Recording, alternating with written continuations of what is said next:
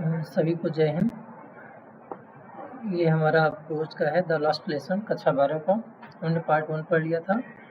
अब पार्ट 2 में हम जो शेष बचे उसको स्टडी करेंगे। तो ये हमारा चैप्टर है द लास्ट लेसन, हमें यहाँ पढ़ना था, ये हमने पढ़ लिया था, हमें आगे चलना है। तो देखते हैं। अच्छा, पिछला क्या था कि वो संडे की स्कूल एकदम स्ट्रेंज था, विचित्र था एंड सोलेम था, मतलब एकांत सा लग रहा था उस संडे को दिन। ठीक। But the things that surprised me most was to see, but the things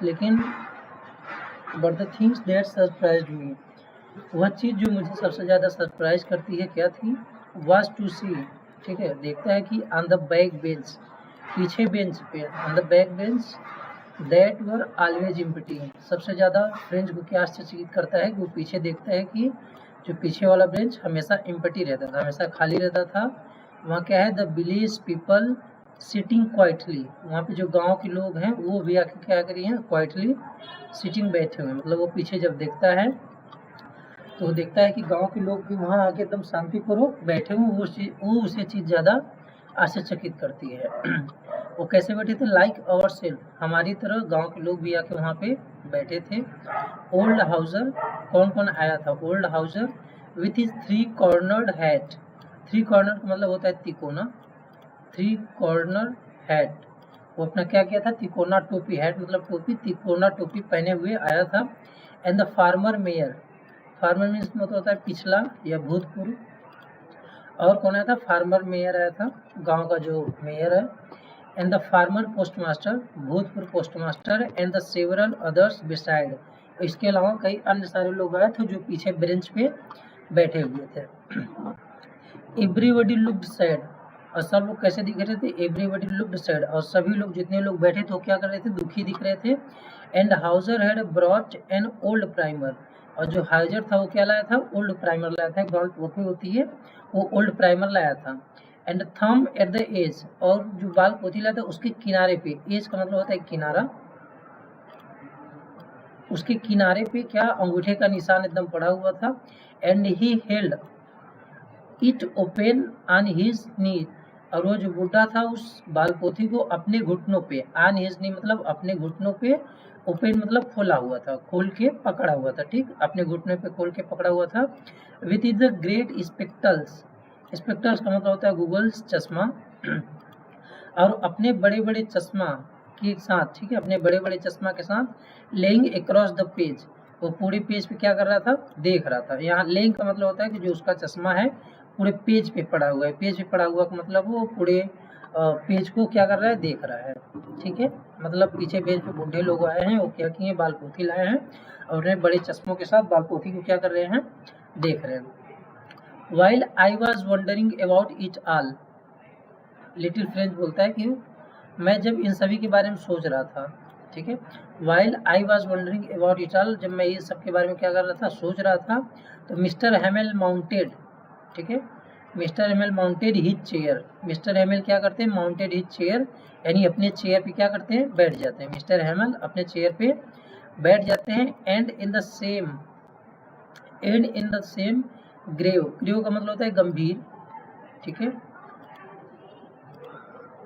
grave का मतलब गंभीर, and the same grave and gentle tone, ठीक है, बहुत ही गंभीर और प्यारे शब्द में, which he had used to me, जैसा शब्द उन्होंने मेरे लिए यूज कहा था उसी शब्दों को क्या करते हैं, बोलते हैं। सर मैंने कहा, माई चिल्ड्रेन, मेरे बच्चे, माई चिल्ड्रेन मेरे बच्चे, this is the last lesson, यह हमारा क्या है, अंतिम पाठ है, ये हमारा अंतिम पाठ है। आई शैल गिव यू, जो मैं तुम्हें पढ़ाऊंगा, ये हमारा अंतिम पाठ है जो मैं तुम्हें पढ़ाऊंगा। The order has come from the Berlin, Berlin हमारी कैपिटल है जर्मन की। The order has come from Berlin, Berlin से आदेश आया है कि टू टीच ओनली जर्मन, केवल जर्मनी भाषा पढ़ाया जाए। क्या आदेश आया, टीच ओनली जर्मन, केवल जर्मनी भाषा पढ़ाया जाए। कहाँ पे, in the school of Alsace and Lorraine, Lawrence और अल्सास की स्कूलों में केवल कौन सी भाषा पढ़ाई जाए, जर्मनी भाषा पढ़ाई जाए। The new masters come tomorrow, नए अध्यापक क्या करेंगे, कल आएंगे, नए अध्यापक कल आएंगे, कल मतलब आने वाला, कल फ्यूचर है, नए अध्यापक कल आएंगे। And this is your the last French lesson, और ये आपका अंतिम फ्रेंच पार्ट है, अंतिम फ्रांस पार्ट है। आई वॉन्ट यू, मैं चाहता हूँ कि टू बी वेरी अटेंटिव, कि आप सभी, अटेंटिव मतलब ध्यान लगाएं, ठीक है, अटेंटिव मतलब ध्यान लगाना, मैं चाहता हूँ कि सब लोग ध्यान लगा के देखें। I want to be very attentive, मैं चाहता हूँ कि सभी ध्यान एकत्रित करें और अच्छे से पढ़ें। What thunder clap these word to me, word to me यानी मेरे लिए, ठीक है, मेरे लिए these word, ये शब्द, मेरे लिए ये शब्द, थंडर क्लैप मतलब बहुत भयानक लगे, बहुत डर टाइप का लगा ये शब्द। जब मिस्टर हेमेल ने कहा कि हमारा लास्ट चैप्टर है, तो ये शब्द मेरे लिए बहुत भयानक था। मतलब थंडर क्लैप का मतलब है भय हो जाना, ठीक। O the wretches, O the wretches मतलब अरे अभागे, that was they had put it on the town hall. अच्छा, ये जो वर्ड है और द रिचेस मतलब अरे अभागे लोग, ये जो शब्द है that was what they had put up at the town hall, जो सभागार में जब वहाँ भीड़ लगी थी तो वहाँ क्या चिपकाया हुआ था, ओ द रिचेस, अरे अभागे, यही जो शब्द है इसी का पोस्टर वहाँ पे लगाया गया था टाउन हॉल में। माई लास्ट फ्रेंच लेसन, ठीक है, मेरा फ्रेंच का अंतिम पाठ, वाई क्यों, ठीक है, लिटिल फ्रेंच सोचता है, बोलता है कि मेरा फ्रेंच लेसन का अंतिम पाठ, ऐसा क्यों, क्यों, आई हार्डली न्यू, मैं बड़ी मुश्किल से ही जान पाया था, मैं बड़ी मुश्किल से जान पाया था, हाउ टू राइट, मैं इसे लिखना बड़ी मुश्किल से ही जान पाया था, इस फ्रेंच लैंग्वेज को मैं लिखना बड़ी मुश्किल से जान पाया था। And I should never learn any more, और मैं कभी सीख भी नहीं पाऊंगा, और मैं इससे ज़्यादा कभी सीख नहीं पाऊंगा। आई मस्ट स्टॉप देयर, मुझे वहीं रुक जाना चाहिए था। वो कहता है कि जब मैं स्कूल आ रहा था, मुझे तभी स्कूल डेली हमेशा आना चाहिए था, मुझे रुक जाना चाहिए था। Then oh how sorry I was, यानी वो कह रहा मुझे बड़ा दुख है, क्यों, क्योंकि for not learning my lesson, वो अपना पाठ नहीं पढ़ रहा था, उसे दुख है क्यों, क्योंकि वो अपना पाठ नहीं पढ़ रहा था, क्या कर रहा था, फॉर सीकिंग बर्ड एग्स, पक्षियों के अंडों को देख रहा था, पक्षियों के अंडों को खोज रहा था। Are going sliding on the Saar, और सार पट्टी पे क्या कर रहा था, स्लाइडिंग कर रहा था, स्लाइडिंग मतलब फिसलना, सार पट्टी पे स्लाइडिंग फिसल रहा था।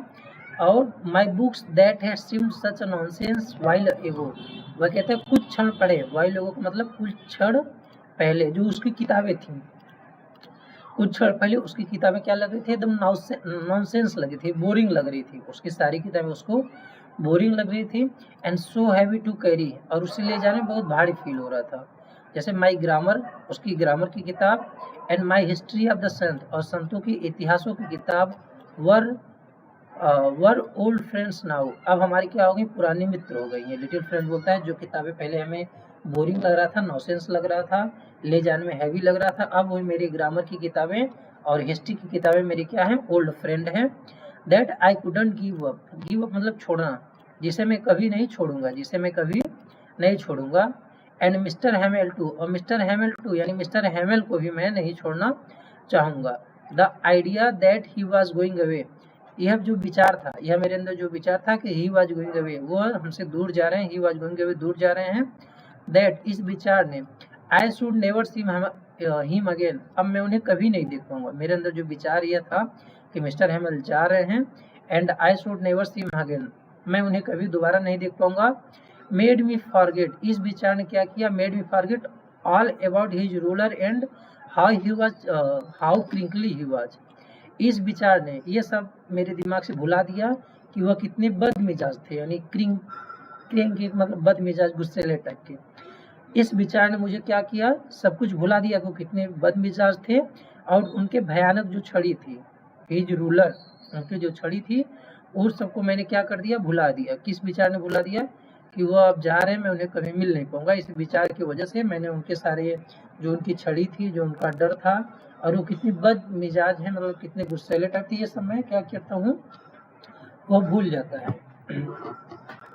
अब पुअर मैन, बेचारे, पुअर मैन मतलब यहाँ मिस्टर हेमेल है, बेचारे। It was in honour of the last lesson, last lesson के सम्मान में, in the honour of last lesson के सम्मान में, मिस्टर हेमेल, ही मतलब mister Hamel, he had put on his fine Sunday cloth, वो अपना संडे क्लॉथ यानी प्यारा अपना सूट क्या कर रहे थे, पहने थे, किसके सम्मान में, यह लास्ट लेसन था, इसलिए उस दिन वो क्या किए थे, अच्छा सुंदर सूट पहन के आए थे। एंड नाउ, और अब, आई अंडरस्टूड, अब मैं समझ गया कि why the old man of the village were sitting there, अब मैं समझ गया था कि गांव के बूढ़े लोग, गांव के जो पुराने लोग थे वहां आके क्यों बैठे हुए थे, अब हमारे समझ में आ गया था।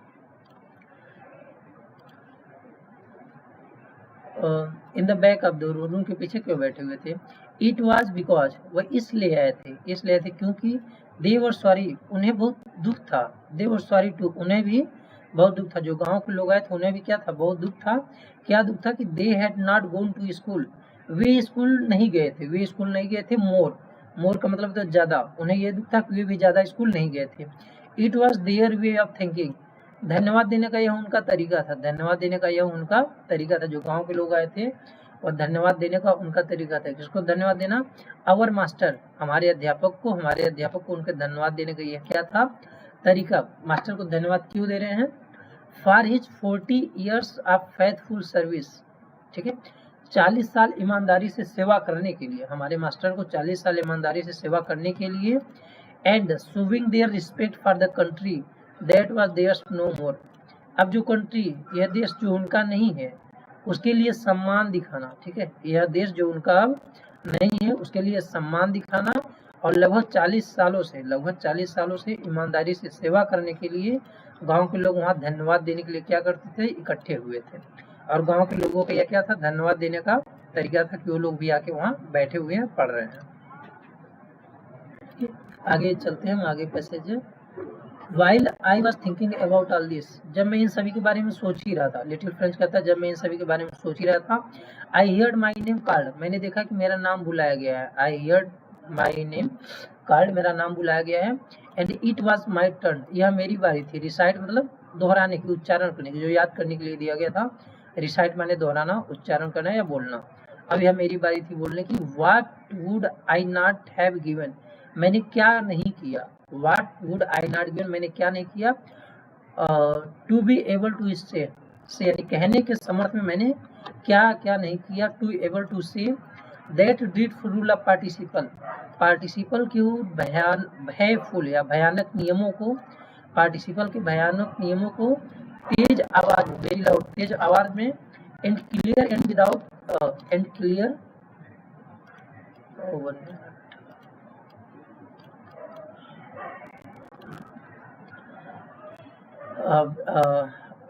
तेज आवाज में, एंड साफ, एंड विदाउट वन मिस्टेक, और बिना किसी गलती के। देखो participle, for the participle rule, participle के भयानक नियमों को तेज आवाज में, स्वच्छ और बिना किसी मिस्टेक के, बिना किसी मिस्टेक के बोलने के लिए, से माने बोलने के लिए मैंने क्या क्या नहीं किया, ये मैंने क्या क्या नहीं किया। What would I not have given, मैंने क्या नहीं किया, to able say that did for the participle के भयानक नियमों को तेज आवाज, स्वच्छ और विदाउट एनी मिस्टेक, बिना किसी गलती को कहने के लिए मैंने क्या क्या नहीं किया। But I got mixed up on the first word, लेकिन मैं पहले शब्द में ही क्या कर जाता था, मिक्सड कर जाता, बच जाता था, बोल ही नहीं पाता था। एंड स्टूड देयर, और वहीं खड़ा रह जाता था। Holding on the my desk, अपने डेस्क को पकड़ के वहीं में खड़ा रह जाता था। माई हार्ट बीटिंग, मेरे जो हृदय की धड़कन है वो क्या होती, तेज हो जाती थी। एंड नॉट डेयरिंग, और हिम्मत यानी साहस, डेयरिंग मतलब साहस, और not daring to look up, look up ऊपर देखने की मेरे अंदर क्या थी, साहस नहीं होती थी, ऊपर देखने की मेरे अंदर साहस नहीं होती थी। आई हर्ड, मैंने सुना, मिस्टर हैमेल से टू मी, मैंने सुना मिस्टर हैमेल मुझसे कहा। आई हर्ड मिस्टर हैमेल से टू मी, मिस्टर हैमेल ने कहा। आई वॉन्ट स्कॉल्ड यू, मैं तुम्हें डांटूंगा नहीं, मैं तुम्हें डांटूंगा नहीं। वो लिटिल फ्रेंड सोचता है कि अब मुझे डांट पड़ेगी, लेकिन मिस्टर हैमेल कहते हैं कि आई वॉन्ट स्कॉल्ड यू, मैं तुम्हें डांटूंगा नहीं। Little friends, you must feel bad enough, तुम खुद ही पर्याप्त बुरा महसूस कर रहे होगे, तुम खुद ही पर्याप्त बुरा महसूस कर लोगे, मैं तुम्हें डांटूंगा नहीं। सी हाउ इट इज, देखो अब यह कैसा है, देखो यह कैसा हो गया है। Every day we have said to, every day हम प्रत्येक दिन कहते हैं, अवर सेल्फ हम स्वयं से अपने प्रत्येक दिन कहते हैं कि I have plenty of time, मेरे पास क्या है, पर्याप्त समय है। प्लेंटी ऑफ टाइम, मेरे पास पर्याप्त समय है। I will learn it tomorrow, मैं इसे कल सीख लूंगा, मैं इसे कल सीख लूंगा। टुमारो माने कल, मैं इसे कल सीख लूंगा। एंड नाउ यू सी, अब तुम देख ही रहे हो कि वेयर वी कम आउट, अब हम कहाँ आके पहुंचे। एक समय ऐसा आ गया कि जब हमने कुछ नहीं सीखा। और मतलब अरे, that's the great trouble. Great trouble मतलब परेशानी, that's the great great trouble, यही तो सबसे बड़ी क्या है, परेशानी है। That great trouble with the Alsace, Alsace के लोगों के साथ यही तो सबसे बड़ी परेशानी है कि सी पुट्स अप, पुट्स अप मतलब टाल देना, सी पुट्स अप वो टाल देते हैं, ठीक है, वो किसी भी चीज को टाल देते हैं। She puts up learning till tomorrow, वो किसी चीज को सीखने के लिए क्या कल पे टाल देते हैं, कल तक टाल देते हैं, कल सीखेंगे।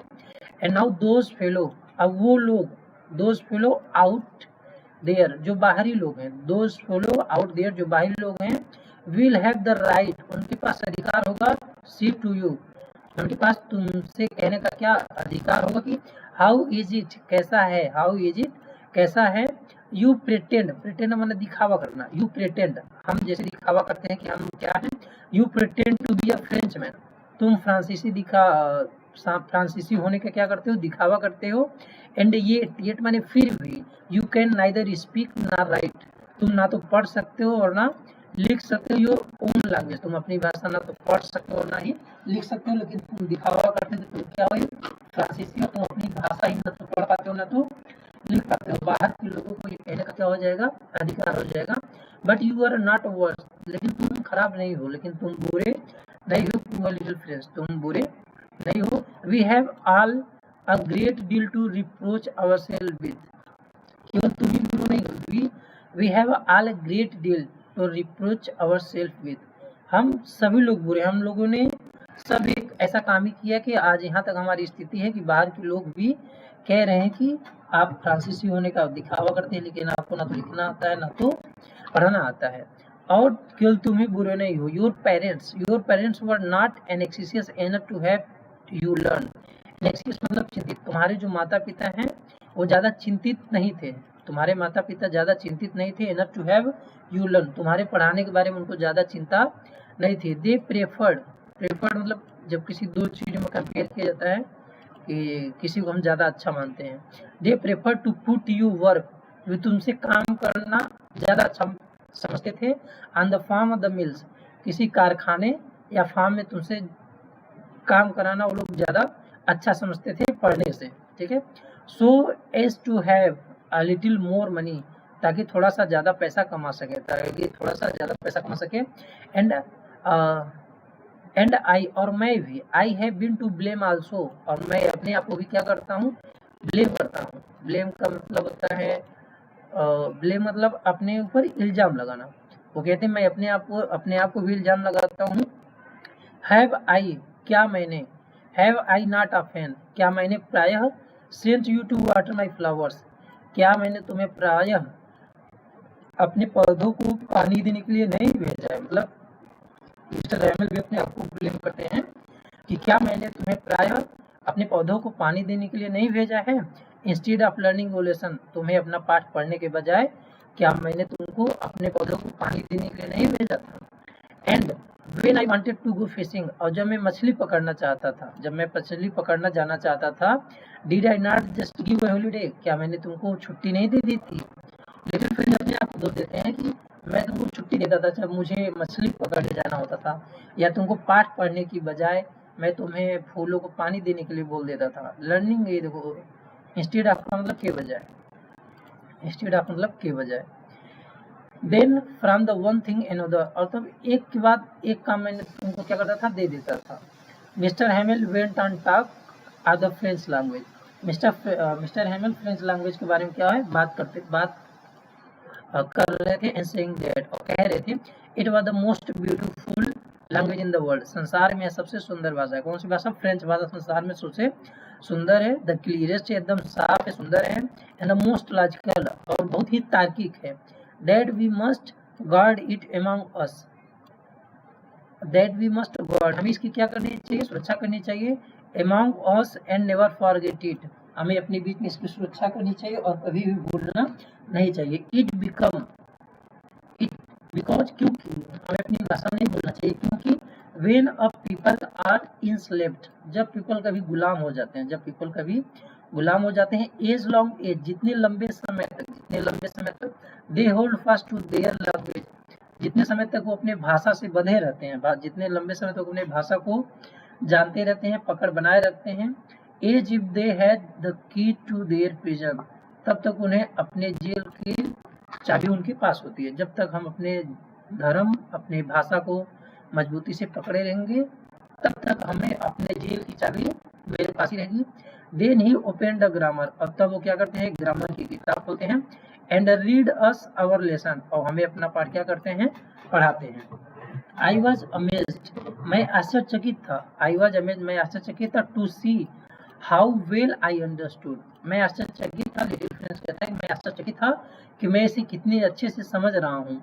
All he said seemed so easy, all he said, उन्होंने जो कहा है वो एकदम इजी प्रतीत हो रहा है, एकदम इजी प्रतीत हो रहा है। आई थिंक, मैंने सोचा कि that I had never listened so carefully, मैंने देखा कि मैंने इतना ध्यान से इस चैप्टर को या इस भाषा को कभी इतने ध्यान से नहीं सुना। And that he have never explained everything with so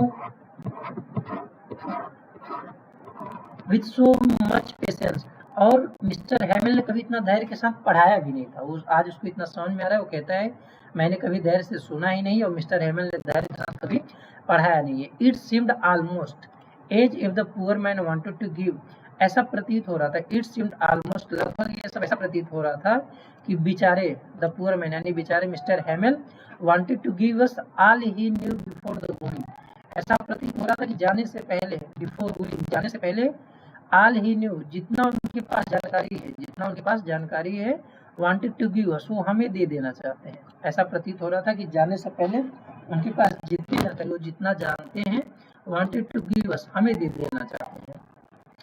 and to put it all into our heads at one stroke, one stroke मतलब एक ही बार में, एक ही झटके में, एक ही बार में, ठीक है। और वो ऐसा प्रयास कर रहे थे to put it all into our heads at one stroke, और एक ही बार में वो सारा हमारे दिमाग में भर देना चाहते थे।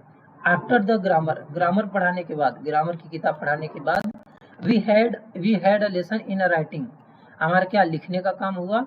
And that day mister Hamel had a copies for us, उस दिन मिस्टर हैमिल के पास हम लोगों के लिए क्या थी, कॉपी थी। Writing in beautiful